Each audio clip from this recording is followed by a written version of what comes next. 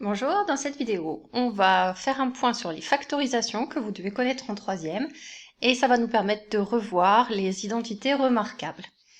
Tout d'abord, il y a deux chapitres que vous devez maîtriser, enfin un chapitre de cinquième que vous devez absolument maîtriser.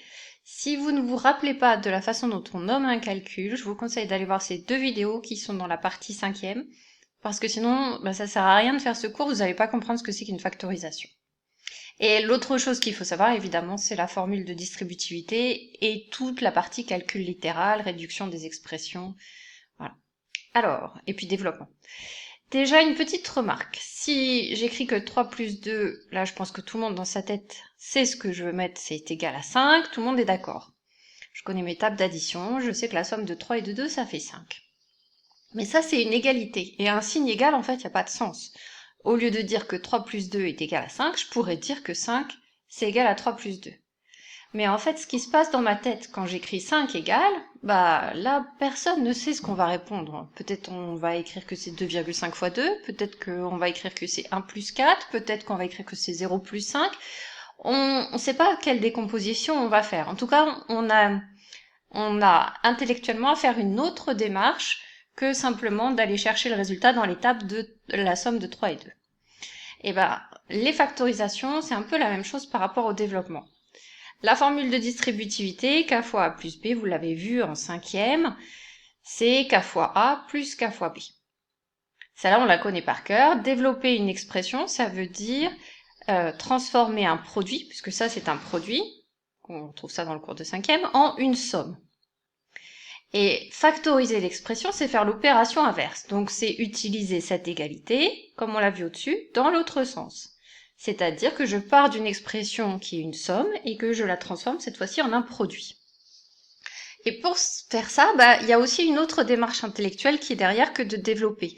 Il va falloir aller chercher, dans ce cas-là par exemple, le facteur commun. Le facteur commun c'est k. Donc une fois qu'on a repéré que k est un facteur commun, on le met en facteur et on écrit l'autre terme du produit. En gros, il y a deux parties dans ce chapitre factorisation. Il y a une partie d'abord où on va voir le facteur commun, ou même s'il n'est pas apparent dès le départ dans l'écriture, on peut le faire apparaître en modifiant un tout petit peu l'écriture. Et lorsqu'on le facteur commun est donc apparent entre guillemets, dans ce cas-là, c'est la formule de distributivité qu'on va utiliser, celle qu'on vient de voir.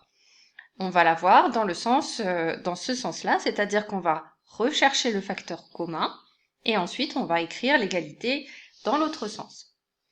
Donc un exemple. Je veux factoriser cette expression. Cette expression, c'est bien une somme algébrique. Et je reconnais tout de suite que 4 est un facteur commun, puisque dans le premier terme de ma somme, il y a 4 fois x, et dans le deuxième terme, il y a 4 fois y. Donc 4 est un facteur commun, je peux l'entourer pour bien le visualiser, je le mets en facteur, et le deuxième terme du produit, c'est x moins y. Donc ça, c'est un cas simple. Les autres cas sont pas tellement plus compliqués, je te propose d'appuyer sur pause, d'essayer de les faire, et après on corrige. Donc dans le B, on voit pas de facteur commun comme ça, mais par contre on sait que, on voit bien que c'est 5 qui va être le facteur commun, et on sait que dans la table de 5, il y a 15. Donc 15, c'est 3 fois 5, on va l'écrire comme ça pour faire apparaître le facteur commun. Le facteur commun, c'est 5, on le met en facteur, donc B est égal au produit de 5 par la somme de x et de 3. Le C, c'est le même principe. 24, c'est dans la table de 6. C'est 6 fois 4, donc on réécrit 6x plus 6 fois 4, le facteur commun. C'est le 6, on met 6 en facteur. Là, c'est le même principe encore. 3 fois 3, 9, 3 fois 7, 21. 3, c'est le facteur commun. Bon, vous avez compris, ici ça va être 5, donc je passe un peu plus vite. Et là, par contre, cette fois-ci, le facteur commun, c'est le x, puisque x au carré, c'est x, c'est le produit de x par lui-même.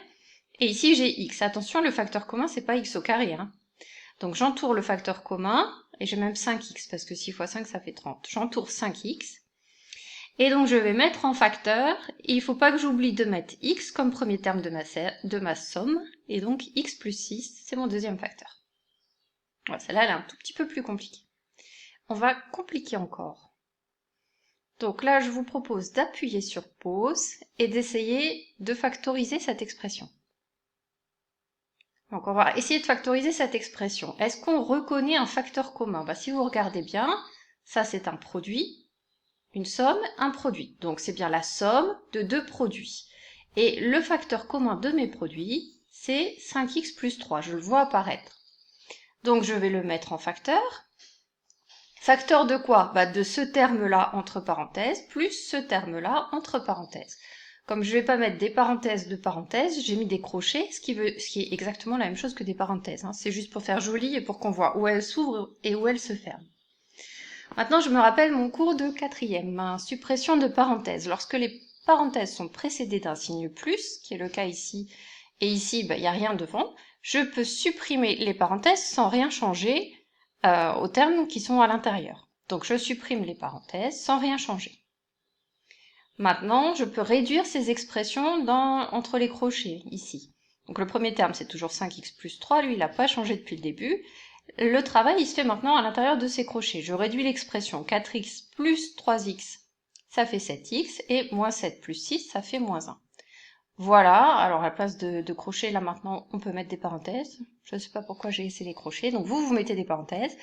Donc voilà son expression factorisée. J'ai bien un produit de deux facteurs.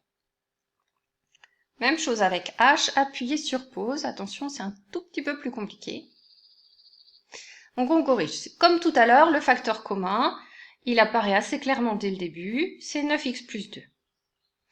Je mets en facteur, donc entre parenthèses, je vais devoir écrire ça entre parenthèses moins ça entre parenthèses. Donc je vais mettre des crochets pour pas avoir double parenthèse.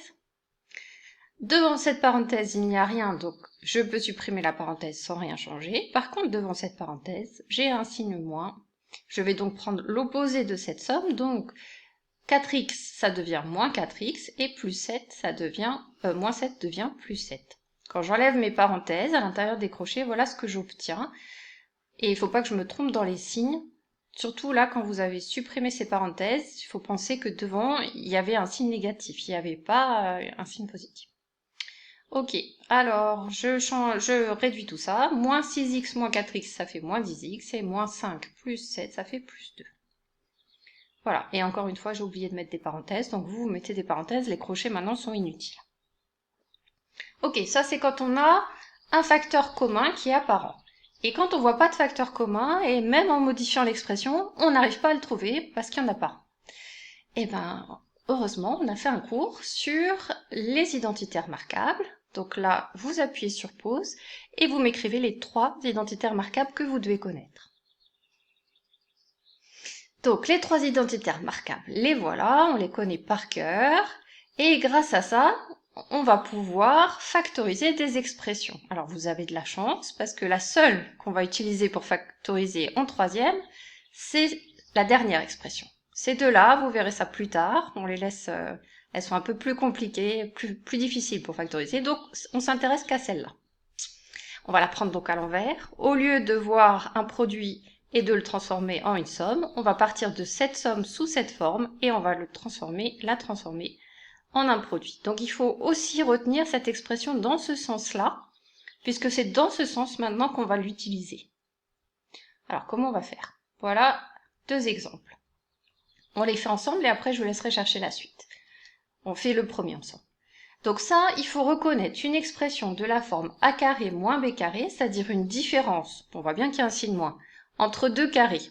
X au carré, on voit bien que c'est le carré de x. Là, par contre, c'est moins évident, mais comme on est assez doué en calcul mental, on a travaillé pour ça depuis plusieurs années, on sait que 81, c'est 9 au carré. Donc, le a, dans mon expression ici, c'est le x, et le b, c'est 9. Attention, c'est pas 81. C'est la racine carrée de 80. Alors maintenant, je vais pouvoir dire que c'est a moins b facteur de a plus b. Je me rappelle que le a, c'est x, donc je mets x, et le b, c'est 9, donc je mets 9. Voilà. La deuxième, appuyez sur pause et faites-la. Ok. Donc c'est la même expression, on n'en a qu'une de toute façon. On va reconnaître le a, ici c'est y, et le b, c'est 6, puisque 6 fois 6, ça fait 36. C'est donc y au carré moins 6 au carré. Bon, ça fait y plus 6, facteur de y moins 6. Voilà, on peut voir un tout petit peu plus compliqué. mais pas tellement plus. Ah, ça, c'est le plus compliqué que vous puissiez avoir. Si vous voulez appuyer sur pause, essayez de le faire vous-même. On corrige juste après. Donc, dans la première expression, il faut reconnaître une différence entre deux carrés. Donc, ça veut dire que 25x au carré, c'est le carré de quelque chose. Qu'est-ce qui, multiplié par lui-même, va donner 25x carré? Déjà, pour le x carré, c'est x fois x, et 25, c'est 5 fois 5. Donc, si je dis que je mets le terme 5x au carré, je fais 5x multiplié par lui-même, ça fait bien 25x carré, A c'est 5x. Et 7 fois 7, ça fait 49, donc B c'est 7. Puisque ça c'est A, 5x, et B c'est 7, ça veut dire que c'est A moins B facteur de A plus B, c'est-à-dire 5x moins 7 facteur de 5x plus 7. Ou dans l'autre sens, 5x plus 7 facteur de 5x moins 7. Il n'y a pas d'ordre dans les facteurs de mon produit. Et un dernier, alors est-ce que vous reconnaissez le carré de quelque chose? Bah oui, c'est 2x plus 5 qui est au carré. Donc le A c'est 2x plus 5, le B, qu'est-ce qui au carré donne 64? C'est 8. Donc, dans ma première parenthèse, j'ai 2x plus 5, donc le A. Je vais le mettre partout. Et le B, c'est 8. Donc 2x plus 5 plus 8, facteur de 2x plus 5, moins 8. Donc, je peux réduire, 2x plus 5 plus 8, plus 5 et 8, ça fait 13. Et 5 moins 8, ça fait moins 3. Voilà, ça c'est le plus compliqué que vous puissiez avoir pour des factorisations quand le facteur commun n'est pas apparent. Donc, on retient, vous avez pas mal de choses à retenir dans ce chapitre parce qu'en fait, c'est un peu un condensé de tout le calcul littéral des années collège.